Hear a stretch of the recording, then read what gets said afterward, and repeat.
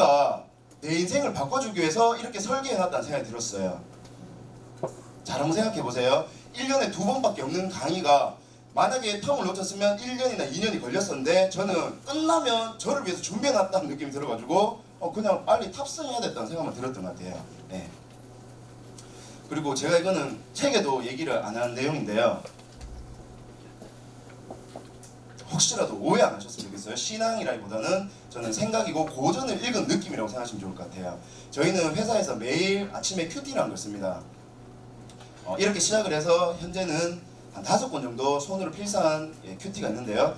참고로 요거 좀 못합니다. 콰이어트인데 퀴트가 하여튼 잘못됐을 거예요. 근데 이게 그냥 큐티만 썼다고 되는 게 아니고요. 저희는 쓴 걸 바탕으로 한 20-30분 조별로 토론을 하는데요. 제가 입사를 2015년 5월에 했어요. 저희 테이블에 누가 있었을까요? 강규영 대표님 계셨습니다. 무슨 얘기냐면요, 성경을 눈으로만 읽어가지고 저는 오늘 본경 씨 없습니다 하면 분위기 어떤 줄 아시죠? 대표님 맞은편에 계신다니까요. 그러니까 하나라도 본질을 보려고 노력하는 6개월의 연습이 제 사고를 엄청나게 날렵하게 만들어준 것 같아요. 지금은 성경이나 좋은 책들을 읽다 보니까 책을 읽는데 단어가 그냥 축축 올라오는 느낌이 들어요. 제가 그 노하우를 책에 실었거든요. 어린 왕자 말고 어떤 책이 있었나요? 어린 왕자를 깊게 만나는 즐거움이라는 책이 있거든요. 그 책이 최복현 선생님이라고 어린 왕자만 40년인가 연구하신 분이 쓴 책이에요. 제가 그 책을 보면서 어린 왕자가 와, 이런 말도 안 되는 책이구나. 어린 왕자도 이 정도인데 그러면 성경이나 불경처럼 이런 본질을 담고 있는 책은 얼마나 대단할까. 그때부터 생각하는 힘이 많이 길러졌던 것 같아요.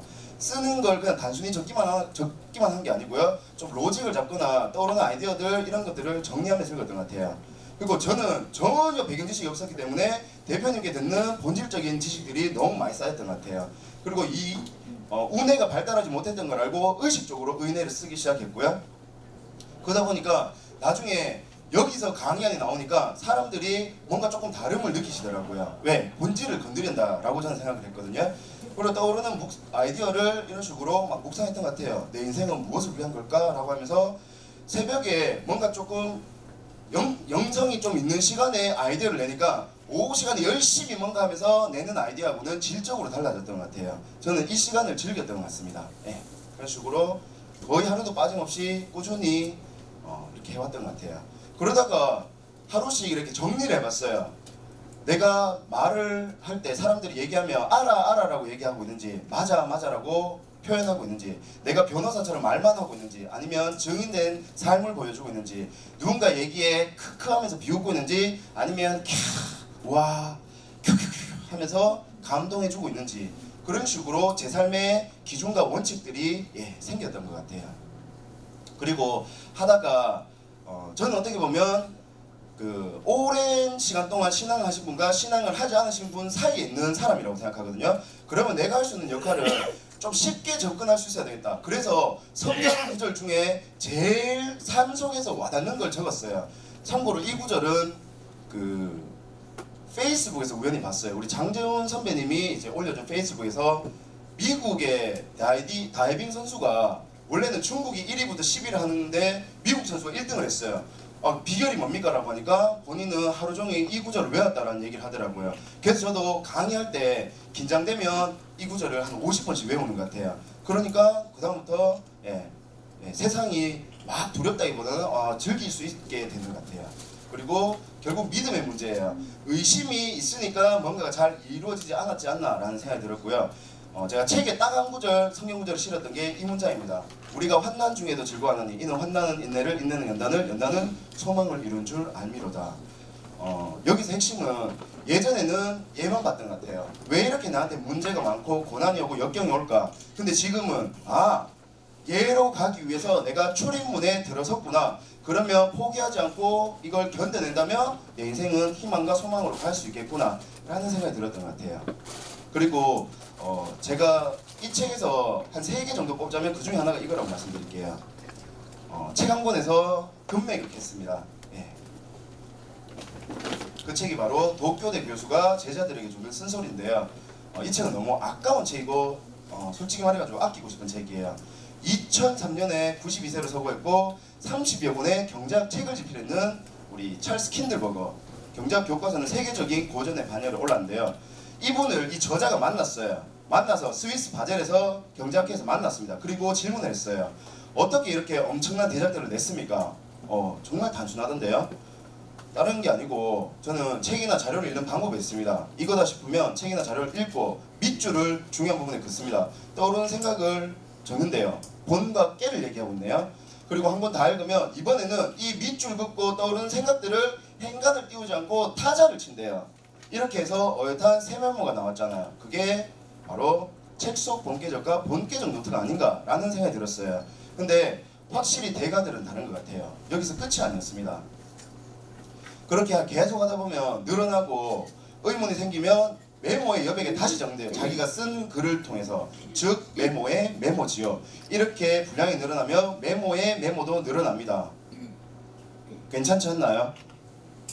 왜냐하면 제가 5년 정도 나름 본계적 노트를 열심히 했는데 조금 부족함을 느꼈었거든요. 그때 메모가 들어왔는데 와, 저자에게서 한 방 더 맞았습니다. 메모의 메모를 읽으면 메모의 메모가 생긴대요. 이쯤 되면 한 권의 책을 쓸 준비가 끝났고 저도 어쩌다 도구가 이 힘이 아니었나 라고 말씀드리고 싶어요. 제가 보기하고 다르게 없어 보이는 거 싫어하거든요. 근데 이런 기능을 한 번쯤은 쓰고 싶어요. 정말 이런 기능 없어 보이잖아요. 8시간 과정에서 저는 제일 중요한 부분이라고 말씀드리고 싶거든요. 독서가 깊어지고 사고의 차원을 바꿔주는 메모 온 메모의 앞글자를 따서 몸 본계적이라고 표현했습니다. 이게 그냥 이론이라면 제가 이런 얘기를 할 수 없는데 이론이 아니고 실제가 된 사례예요. 우리 여기 앉아 계시는 우리 지강현 선배라고 있거든요. 저분이 공군 대위인데도 불구하고 생각하는 차원이 너무 많이 바뀐 것 같아요. 저희 만난 지 이제 1년도 안 되는 것 같은데 요거 하고 꾸준히 하고 옆에 계신 분은 미네리 선배라고 주부 생활을 이제 애기 보는 주부를 한 6년 정도 했었는데요. 이 과정 들어와서 지금은 테이블 리더를 하고 앞에서 발표를 할 정도로 엄청나게 성장했습니다. 본인의 이런 생각의 틀이 깨졌기 때문이 아닐까. 자, 그래서 프로세스가 이런 거예요. 책을 읽을 때 눈을 읽는 게 아니고 K코드 하시면 되고요. 그걸 바탕으로 한번 노트 정리해 보세요.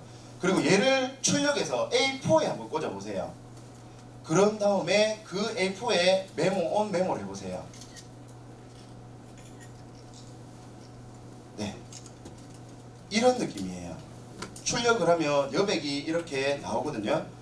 한글에 F7번 키를 누르면요 여백을 조정할 수 있거든요.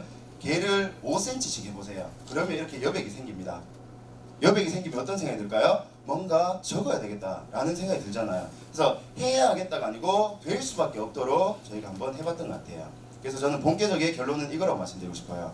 단순한 독서법이 아니다. 삶을 본계적하라. 본계적 생각 프레임을 가지고 몸내를 활용한 살아있는 책 읽기를 하라 라는 메시지 드리고 싶습니다.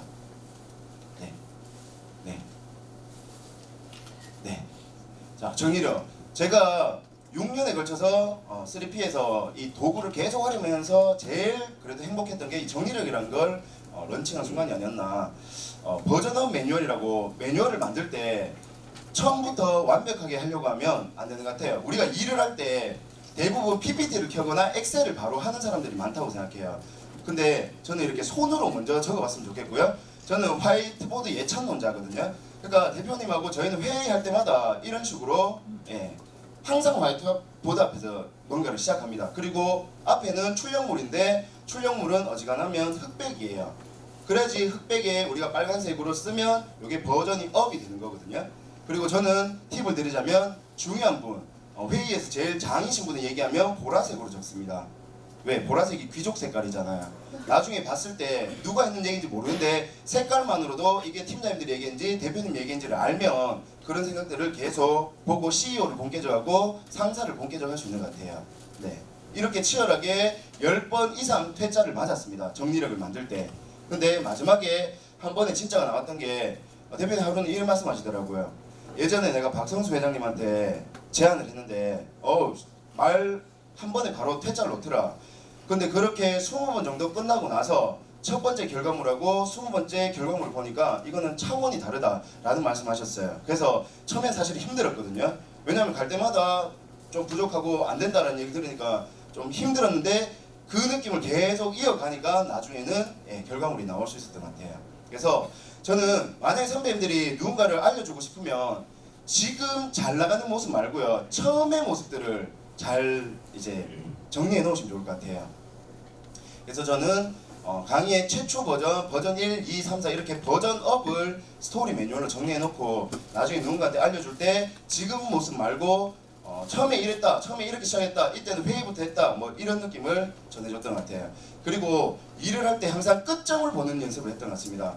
이 일이 그러면 어느 수준까지 가야지 되는지 그걸 알면 제가 할 수 있는 행동이 좀 민첩해졌던 것 같아요. 그래서 엑셀 표 하나에 요 제목에 키워드 어떤 내용, 뭐 책은 어떤 식으로 발췌할 건지 이런 식으로 하고요. 그게 어느 정도 나오면 요걸 이제 올개를 잡아서 마인드맵을 한번 그려봤어요. 그리고 눈으로만 책을 읽는 게 아니고 진짜 인덱스도 하고 큰 귀접기나 이런 걸 하면서 언제든지 꺼내 쓸 수 있는 시스템을 갖던 것 같아요. 타이탄의 도구들에서 팀 페리스도 그런 얘기 했었거든요. 자기가 2m 넘는 책장인데 그것도 중요하지만 언제든지 그걸 두고두고 꺼내 쓰는데 본인이 성장할 수 있었다라는 얘기를 하셨어요. 그 말은 어디에 뭐가 있는지를 알고 있다는 거고요. 그걸 꺼내 쓸 수 있는 시스템이 있었다는 거예요. 근데 우리는 꺼내 쓸 수 있는지 한번 잘 생각해 보시면 좋을 것 같아요. 어디 있는지도 잘 모르지 않나. 예, 저는 그렇게 살았던 것 같습니다. 그래서 이런 느낌의 책들을 읽고 막 이렇게 정리를 했었던 것 같아요. 그래서 설명은 3점 정리력, 정리 정돈 정성, 뭐 가장 핵심 내용 이런 식으로 적었고요. 혹시 이게 뭔지 아세요? 네, PPT 제목이에요. 근데 강의 한 개가 나오기 위해서